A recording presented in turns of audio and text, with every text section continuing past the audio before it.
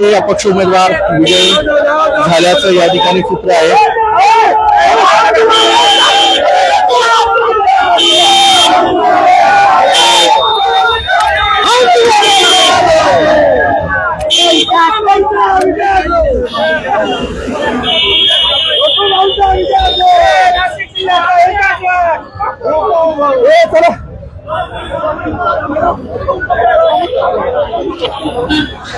या ठिकाणी गीतेश समर्थकांनी मोठी गर्दी केल्याचं चित्र नाशिकच्या जिल्हाधिकारी कार्यालयामध्ये आपण पाहू शकतो।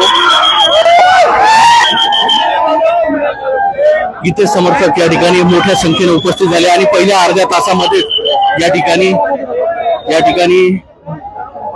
दराडेंचे जे दराडे उमेदवार असतील किंवा त्यांची मतमोजणी करणारे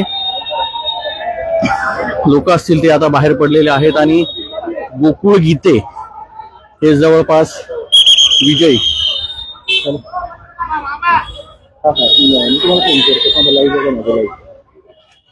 आणि या ठिकाणी उमेदवार किशोर दराडे जे आहे नरेंद्र दराडे या ठिकाणी बाहेर जाताना आपण पाहू शकतो।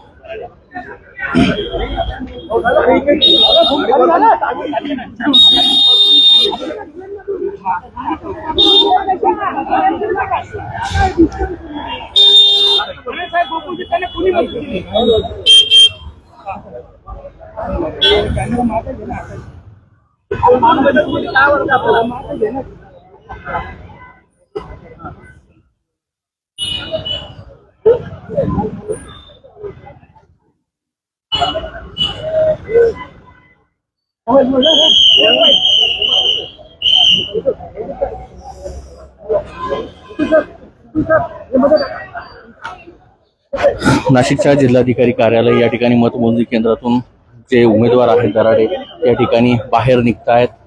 तर गीते समर्थकांच्या वतीने या ठिकाणी जल्लोष जो आहे तो साजरा करण्यात येतो आहे।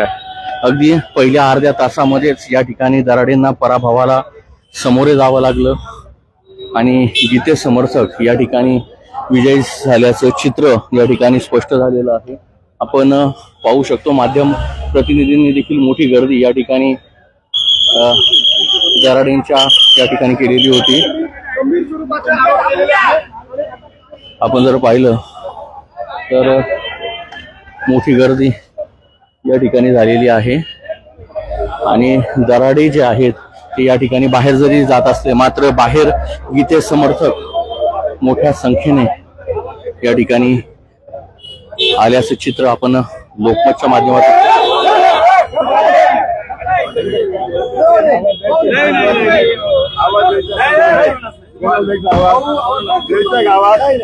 मर्द आहे मी, इजारा नाही, फसवणारा नाही, 18 कोटी रुपये घेऊन फसवणारा नाही मी, मर्दाची अवलाद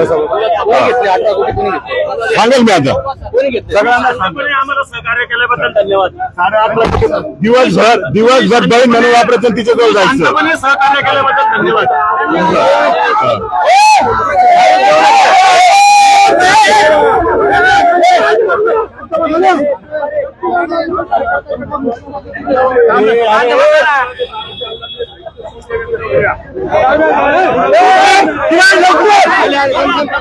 या ठिकाणी